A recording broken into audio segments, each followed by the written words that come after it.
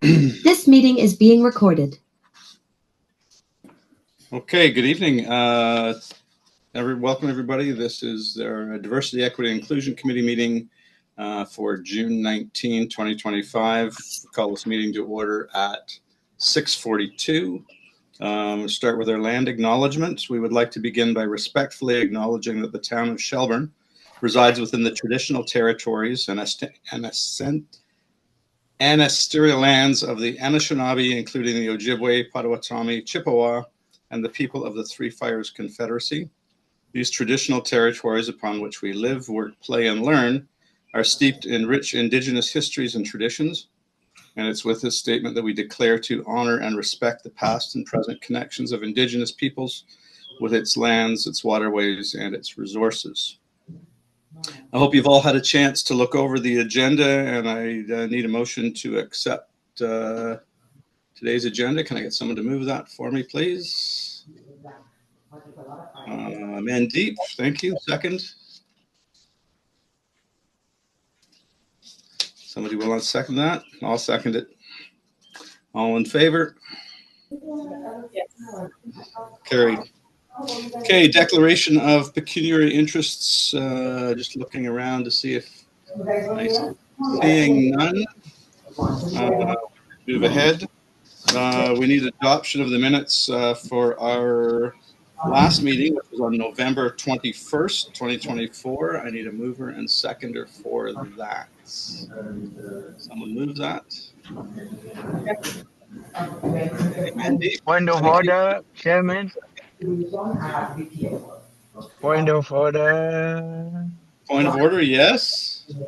I thought I'm supposed to read the African land acknowledgement. We passed a motion last time. I don't have that in front of me, and I have it. Do you have it? Okay, Francis, if you'd like to read that, that would be great. Thank you. Right. So the city of Shelburne, the town of Shelburne, acknowledges that all treaty peoples, including those who came here as settlers or as migrants, either in this generation or in the generation past, and those of us who came here involuntarily, particularly those who brought to these lands as a result of the transatlantic slave trade and slavery. We share the same scars as indigenous people as far as oppression and colonization is concerned. We pay tribute to those ancestors of African and Caribbean origin and descent. Thank you. Okay, thank you, Francis. Okay, so we did have a motion on the floor to adopt the minutes from the last meeting, which was on November 21st, 2024. Could I get someone to move that, please? I thought Mandeep moved it. Yeah. Did you move that, Mandeep? Okay, I need the seconder then. I'll second it. Thank you, Walter. Okay, all in favor? Okay, carried. Thank you. Okay, be it resolved that the minutes from the Diversity and Equity and Inclusion Committee meeting held on November 24th have been adopted as presented. So we've got some general information discussions to talk about. The first one is 5.1, which is a follow-up on the discussion on Black History Month 2025. So the Town of Shelburne DEI Committee event that was on February 22nd, 2025. Sorry, my camera has just been absconded by a cat. It's there, it's fine, it's back again. I was in attendance for that event, and it went very smoothly. It was well attended. Both of our speakers were very engaging. And I thought the Zoom call was well executed. Staff should be applauded for their efforts to pull all of that together, because it was a lot of work to get the logistics of that done. Oh, excuse me for a second. Sorry. There. Okay. Denise, did you want to add anything to that? Sure. So We had probably around 65 people max in attendance. So, we did do it fairly quickly with DCCBA's event running as well. Certainly, there's opportunities for, I guess, a more robust program with more planning, but we're going to address that later in terms of what potentially could be the relationship in 2026. I know Joy, who was the first presenter, was very happy to be able to share her experiences and her engagement and her development. And I think she's used a lot of that information in going forward with other presentations that she's doing. Our other presenter, she was phenomenal. I think most of us said this. We didn't do official surveys for this one because it was after the fact, but we certainly can do that next year. The venue worked. It was a great, I guess, afternoon. So that's all I have to add. And for anybody else that attended, please share your thoughts. Okay, so I had attended, and yes, the speakers were great. I don't recall us there being 65 persons. I'm not sure. I thought it was a lot less than that. I thought it was maybe in the 20s, 30s, but I could be. I didn't think it was 65. However, my issue or would like to know who were on the planning committee. Was there any Black represented there on the committee while you're planning this event? Perfect. The speakers, they were great. They were quite engaging and I liked it. But I am asking, was there any Black on the committee that was planning this event for Black History Month? So the direction of this committee was for us to do our own event. We didn't have quorum for a number of meetings, so it fell on staff. Predominantly myself and my colleagues reached out to presenters that we could find at the last minute, and we asked them to consider presenting, and that's how the event came together, using the budget that was established.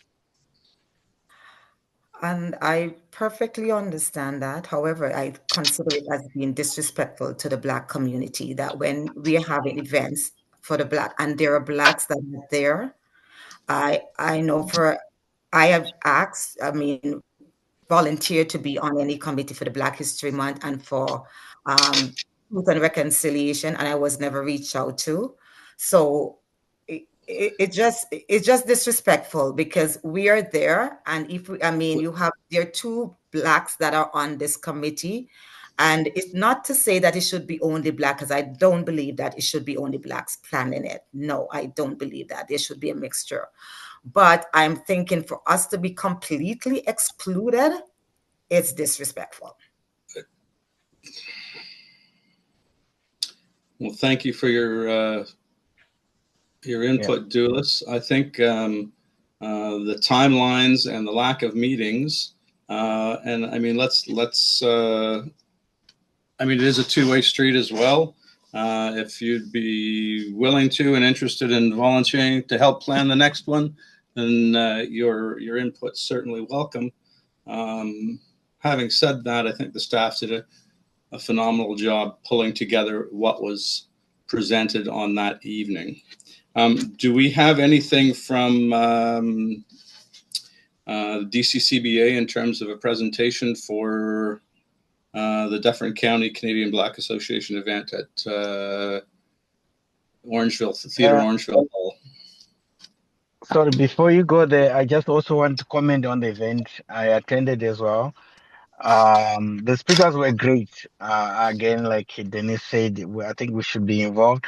The advertising was not right. I even asked some racialized people or Black community people in my area. They didn't know there was such an event, which was a bit sad to say. They didn't see it anywhere. I don't know how the advertising was done. If we could do a better job to advertise this, I know you put it on the TV by the town hall, but we can do more, maybe putting some posters around, like what you do for the fair. Such posters will be helpful. People will know so that they can attend. Thank you. Okay. Thank you, Francis. Again, my understanding is that there were posters put out and social media posts. I think it was flooded on the website as well. I think Melissa did a good job of presenting the date with the limited amount of time that we had. Okay, so do we have anything from the event and the Theatre Orangeville event on the March 1st? I'm sorry. I'm sorry to interrupt, but Francis made. I heard him with that suggestion before. It's not the first time. I think when it was Truth and Reconciliation, he brought up that point, and it seems as if we're being shut down here. We're just moving along, and yes, I acknowledge what you're saying, but will there be any change? This is what we're saying. Will there be any change, or we're just going to say, yes, you can say what you want to say, but we're going to just do what we want to do? Lack of having meetings assigned, or the meetings are assigned, but people are not able to attend for whatever reason. That is not justifiable enough to say that's the reason why we went ahead and did our planning. I'm saying I have volunteered. With respect, Doulis, the alternative to not moving ahead with the project at the last minute would have been a non-project, okay, a non-event, right? So staff did step up, okay, and at Can I make a quick comment? Certainly. To both Francis and to Doulis. In regards to people not knowing about the events, it's also up to you people, as well as myself and anyone else. We have social media, we have mouths, we walk around town, we talk. We can let people know. It's not only up to flyers and other things. When you, Francis, were talking to people who didn't know anything about it, let your neighborhoods know. Same with you, Doulis. Let your neighbors know. And I did. They were there. And that's fine, Doulis. And I'm not going to get into an argument or anything else, but it's up to us as committee members. Same with attending committee meetings. We have lack of meetings because people promise to attend and then don't show up. I've been to all the meetings and I let Alice know when I can't attend. And it irritates me to come to a meeting, wait 15 minutes for a meeting to happen, and nothing goes on because people don't show up that have promised to show up. If you want to be on a committee and you want to do things on a committee and be part of a committee and be part of doing things, then show up and do it and be part of the committee. Otherwise, let us know. And we then can advertise for someone who does want to be on the committee.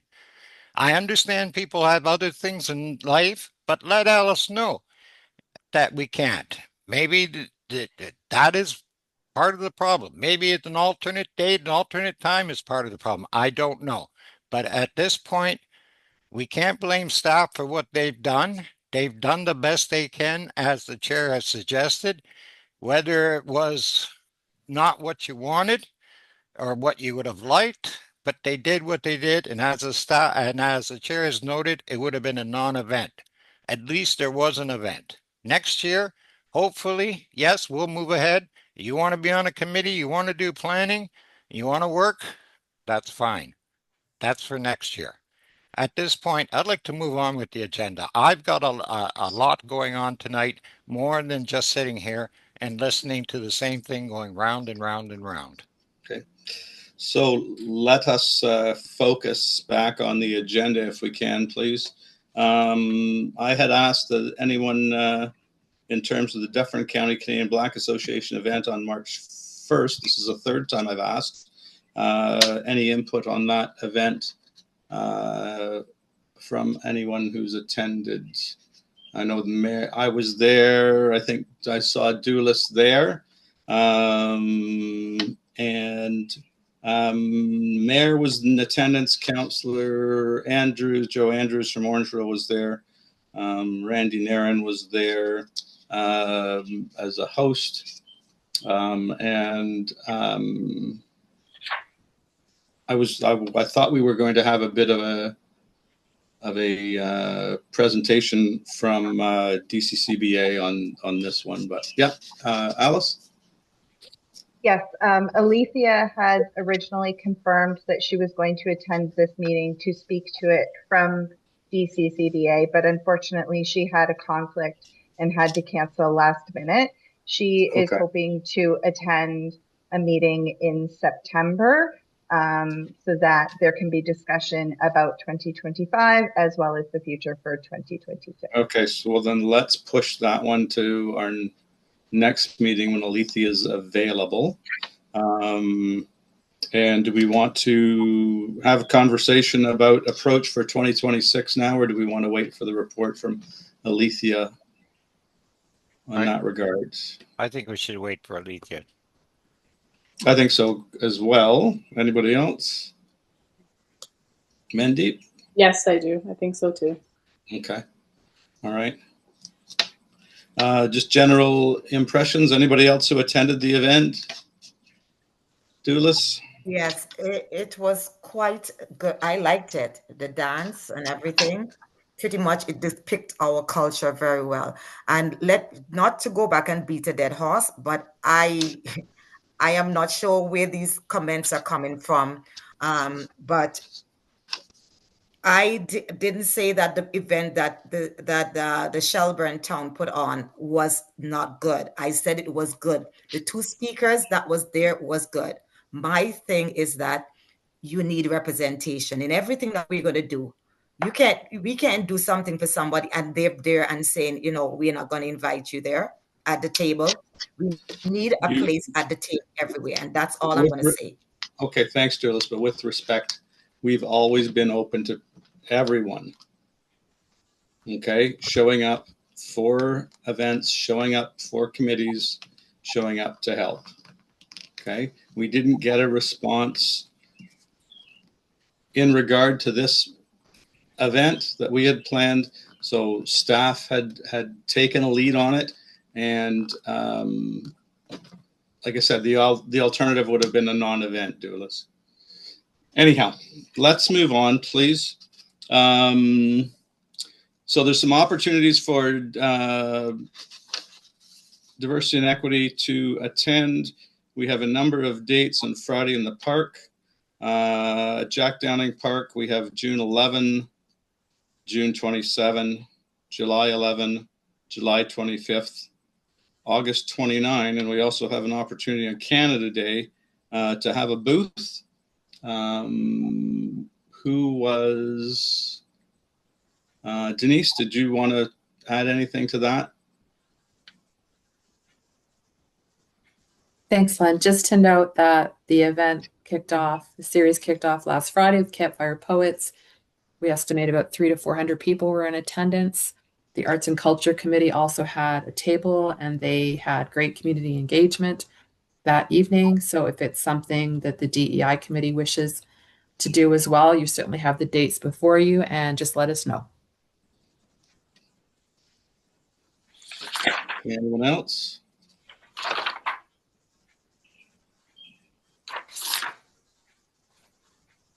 Okay, don't see anyone else chiming in. So let's move on to 5.3, which is a general DEI County of Dufferin, Town of Orangeville update, and that's going to be from our CAO, Denise Morrissey. Denise? Thanks, Len. So this is probably something everybody's aware of because this has been on the agenda for a couple of meetings, which we haven't had. So just as general information, the town of Orangeville, and you had the attachment, has gone in a direction and has transitioned to a different model. They are working with Dufferin County in many ways, and they too have transitioned. They no longer have a DEI committee. They have a equity events working group. And one of the events that equity working group is offering is next Wednesday. They've extended the role of their community conversation series. They're predominantly looking at bringing education and awareness through events as a working group. This committee has been made aware of on a regular basis with the emails that have been sent through Dufferin County on the event planning. They'll be doing the same thing, and I'll reference that later for Truth and Reconciliation this year. So that's really, I guess, the update. There wasn't really, I just wanted everybody to ensure that it was on this agenda to make you familiar with the directions those two levels have gone with.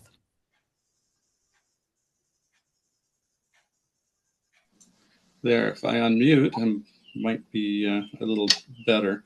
Thank you, Denise. Moving on, any comments, first of all, on what's happening with the county? I know my working with them for the events on next week is more of a county-wide collaboration, and that's kind of the direction that the county is going to go into. 5.4 is planning for National Day for Truth and Reconciliation, Orange Shirt Day. We've confirmed partnerships with Dufferin County Equity Events Working Group as part of their committee conversations. And the plan is to have this at Grace Tippling Hall, if I'm not mistaken, Denise. And it will be in the week of October 29th, September 29th to October 3rd. And the town will be contributing up to $4,000 from our budget. And we're expecting 150 in attendance. So Dufferin County generally has a professor or book author in a keynote speaker's role. Anybody else want to add to that, Denise? Sure, and I'm just going to note something with Francis leaving the meeting. You no longer have quorum, so there can be no decisions made. So it'll be just more information being shared at this point. So the approach that's been taken was based on the direction and input of the committee regarding Black History Month last year, that you directed us not to be a part of the DCCBA's event in Orangeville at the theater because you indicated that it would be important to have an event in Shelburne. So this has been discussed with Dufferin County. That is, as Mr. Guichardi, the chair, just mentioned, a rotation. So they have committed to bringing this event to Grace Tippling Hall. And it will be indoors, obviously. You had asked that we look at a different format than the similar type of process we've had for the last 3 years with the event outside in Jack Downing Park and that ceremony. So this will probably be a weekday as opposed to a weekend. It'll be part of their community conversation series, and it allows then Grace Tippling Hall to be the feature to bring, I guess, a countywide audience to Shelburne. And while it's not part of the mandate of the committee, obviously, one of the things we're always hoping to do is to utilize Grace Tippling Hall as a way to support the downtown businesses, either pre or post the event. So this allows us to be part of, similar to the community conversations next week, where they do outreach to all of the committees or former committee members if they'd like to be part of the planning team or on-site group. And I think they've sent out a recent one where they're asking for commitments already for next week. So that really is the heart of it. We'll have more information. They need to get through this event, and then they'll move into planning the Truth and Reconciliation event. Probably, I would think, early August. Or sorry, not early August, mid-July. It's only June. Okay, thank you, Denise. All right, so just moving on, we no longer have quorum. I just want to make note of that. So we'll just be sharing information. I have a quick update on accessibility. The town's made some really good strides in terms of accessibility for recreation. We've paved a number of our trails, and plans are in the work to make our parks more accessible. I think we're redoing the Greenwood, the Highland Park, Natasha Patterson Park.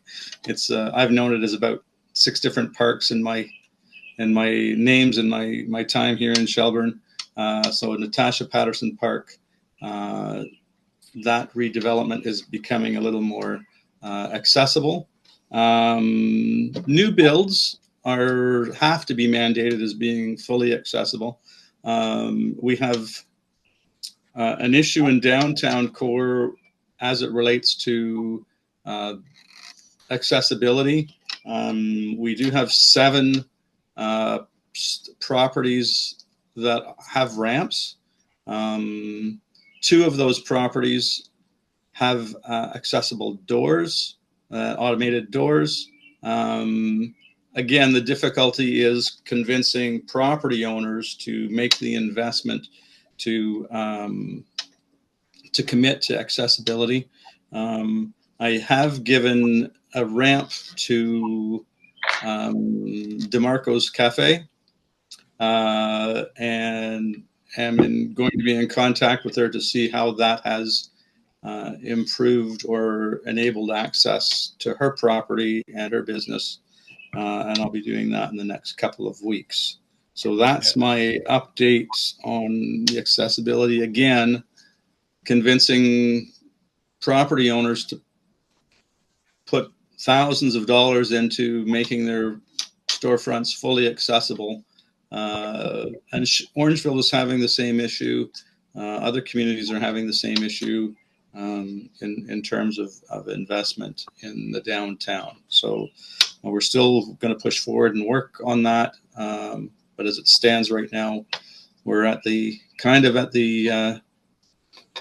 will and whim of property owners to ensure that they comply with some standards. The issue is the province. The province, when it put the legislation forward, it let heritage buildings out, and as long as heritage buildings don't do any renovation, they don't have to conform to accessibility. And that's the issue. It's the fact that the province didn't step up and give in their legislation force the, and I understand the heritage building itself maybe, but in the sense of the entrances to heritage storefronts, they didn't think about them being accessible, unfortunately. And the other issue I want to raise, and I might be able to raise it through staff, when we do entrances to malls and to businesses, we often have the entrances pavements for cars to enter rather than sidewalks. And when you have the entrance that is paved rather than a sidewalk, the car owner feels he has the right. And if you're in a wheelchair or you're even pushing a baby carriage, they will sometimes start the entrance into the area that they want to park, not realizing or not looking at the person walking or wheelchairing or baby carriage going across. If a sidewalk is continuous, then the car owner will more likely to respect the issue of the person trying to get across there. So that is just an issue that maybe needs to be highlighted and looked at. Yeah. Okay. Thank you, Walter. I also want to note that the province initially had January 2025 as a date for full compliance, and they had pushed that date ahead as well. So, I mean, the province isn't even staying with their own timelines as it relates to accessibility standards. So, off the top of my head, I don't know what that bill was, the number of it, but the number 17 comes up in my head really, really briefly. But again, the province has pushed their own or their own deadlines because they knew they weren't going to be able to make it fully accessible. We knew that. Hey, and we see this all the time as well with vehicles, parking in handicapped spots, crowding handicapped spots, not giving room for people to pull out a ramp to access their vehicle and access the store. So it's a public awareness thing as much as it is a structural and infrastructure So The thing that irritates me while you're on parking spots and stores and whatnot, and I see it all the time, is that business owners have to be asked because they have to get permission for police to go in there and lay charges or fines against people who park in wheelchair parking spots.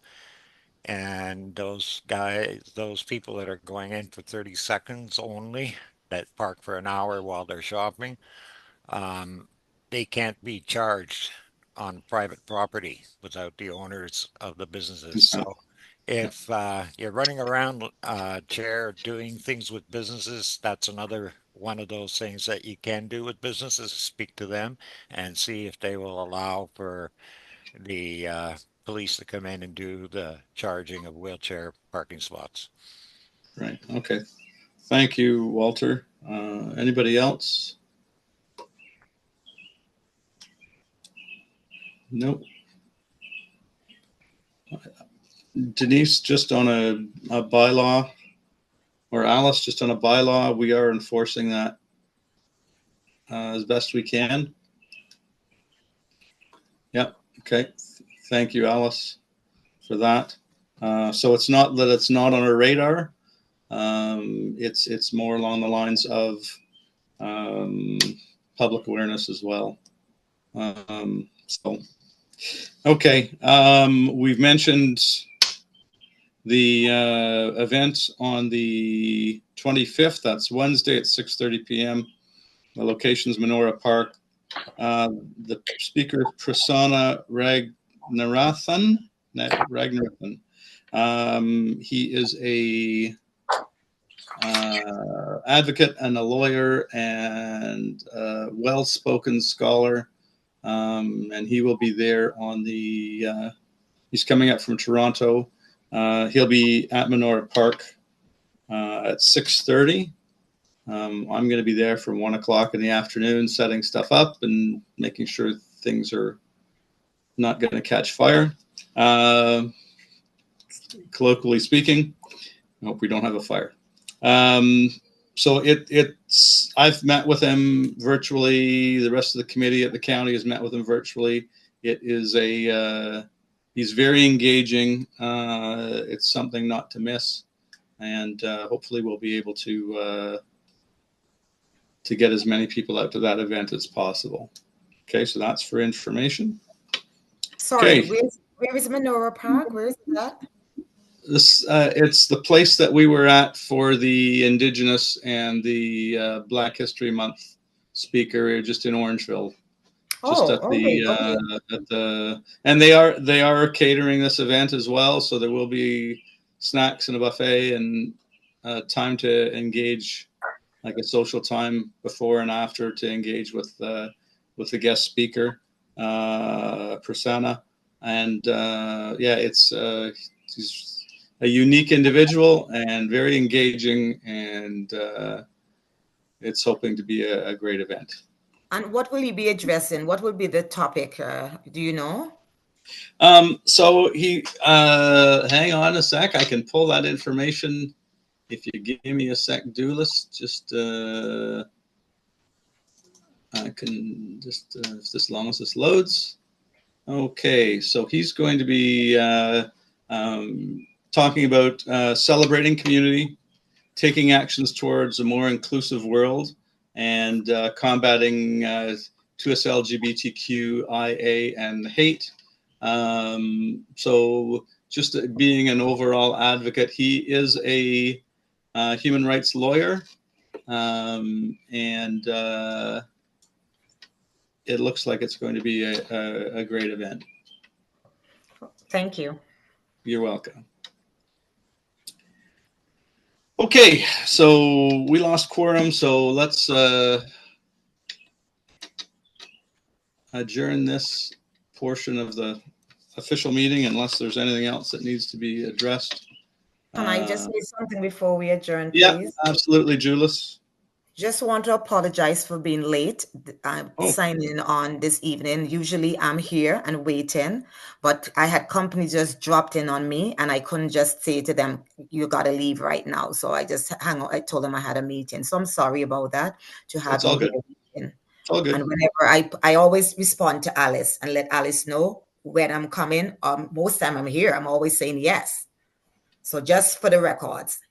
Okay, thank you. And just for the record, there were more than one individual that replied that they were coming that did not be here at the regular start time.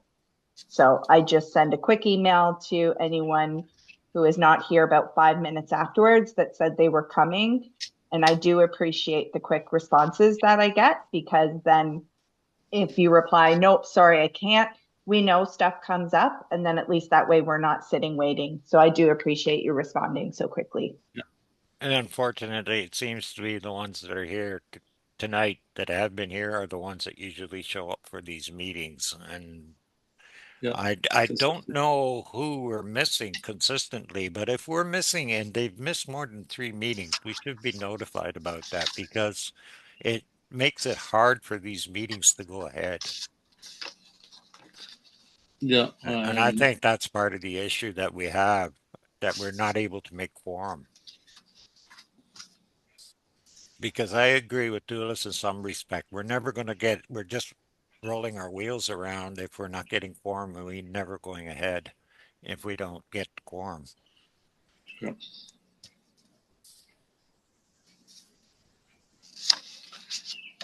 Anybody else on that? Just Mandeep, did you want to? Just for the park events on Fridays. Yep. Sorry, I missed. I was reading the agenda. I just wanted to make sure I caught it. All good. A little slow sometimes. So if we were to attend it, do we have some giveaways for families or something to attract them to us or something like that?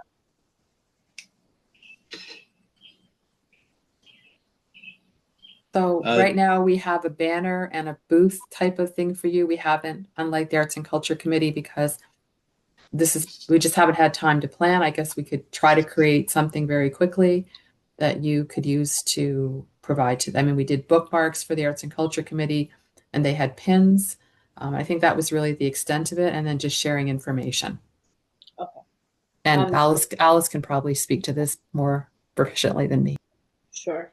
Alice, can I email you what dates I can go, or is it just drop in? So, no, we would need to register for a table, and so it does require setting up the table and the items on the table. And then that typically takes place from about 4 till 5, and then the events typically, at least the one this last week, started at 6. The Arts, Culture, and Heritage Committee purchased a button making machine, and so they had things for kids to color.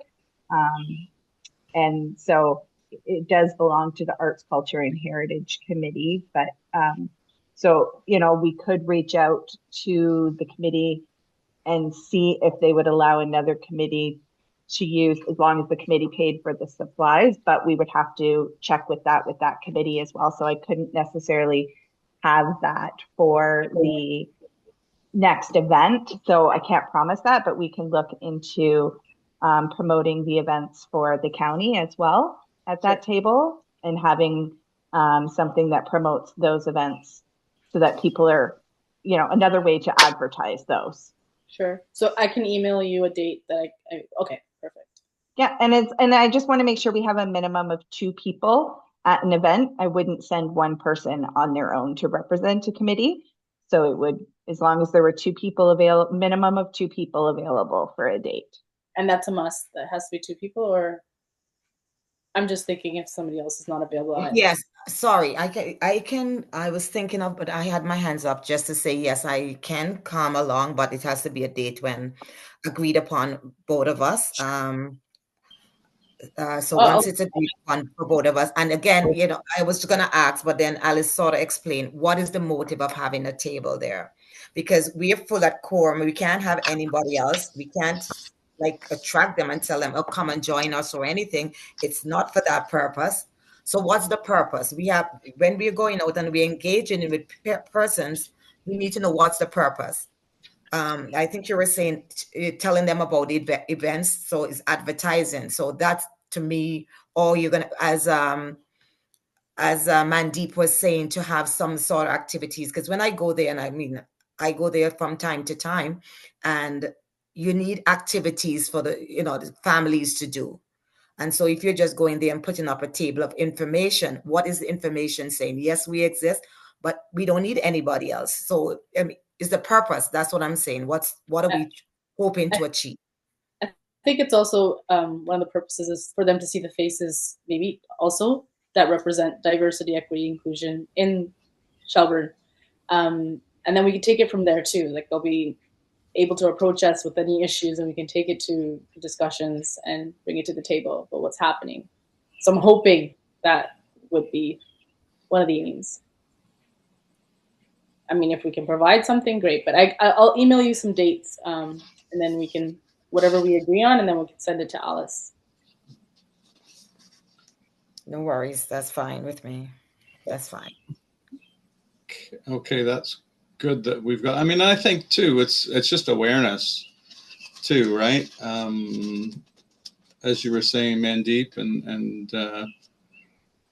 if you and Doulis are can come up with a couple of dates that you can attend. I mean, it's a fun, at least the first one that I was by Friday. It's kind of a fun kind of carnival-y event, and there are lots of different. There's representation from many different a diverse community there. So I think it's good that we have exposure. I mean, Canada Day is another one. I don't know if anybody's available Canada Day. I know we've got a truncated event schedule because of the venue change. But if I know in the past, Doulis, you were out at Canada Day. Mandeep, you were out at Canada Day as well. Yeah. And you were both at that arts event at the church at Trinity. It would be nice to have something at Canada Day too to give out to families, but I mean, obviously we can discuss that. Yeah, I mean, we can maybe even look at even just getting flags or something from the dollar store, or pins or something Canada Day-ish, yeah. Along with maybe a little brochure, but we can certainly work on that. Okay. Okay. Anybody else? Anything else? All right. Well, let's unofficially and officially adjourn, and then we will meet. I would assume this time next month. Is that our plan? Yes. Alex? The next scheduled meeting is July 17th, and then there is no meetings in August for any committees. So July 17th, and then the next one after that would be September 18th. Okay, July 17th. DEI, I'm just writing it in my calendar, and September 18. Okay, 6:30. Do we want to meet in August? Is there a reason for us to meet in August in regard to reconciliation? It's in the procedural bylaw that there's no committee meetings in August. Okay. All right. Thanks. So we could do 2 in July if we wanted to schedule an additional meeting. Like there is opportunity to schedule additional meetings. Well, I'm just wondering, just off the top of my head, if one meeting in September is going to be enough for our Indigenous awareness event, seeing as how we're collaborating with the county on that. You might want to schedule 2 in September if you're going to do it. Yeah. So just to clarify, all of the planning, anybody that wishes to be engaged with Dufferin County, so for the next meeting, we'll be able to provide a more general update on what they're undertaking. Can even ask one of the staff representatives if they could attend this meeting and allow them to overview everything that they've implemented or will be implementing at that point, hopefully. All right. And they were saying between October 25th, it's in the minutes here, hang on, October 25th and First week of October. Yeah. So Truth and Reconciliation is September 30th. 29th. Yeah. And they are going to do their event between Monday to Thursday at Grace Tippling Hall. Okay, perfect. All right, it's in my calendar. Okay, everybody, let's have a great night. Thank you all for taking the time to come. And we will see you next month in July. Everyone enjoy the heat and the weekend. Josh. Bye. Okay, bye-bye, Bye-bye. guys.